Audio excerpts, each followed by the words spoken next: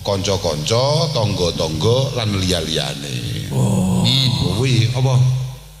Baterene? Entek. Lah. Ya pancen gratisan lah.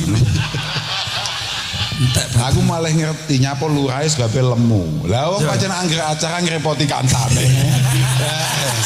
Aku malah ngerti. Mbok ngene iki. Lho lah kuwi. Kalau kuwi ikut naga.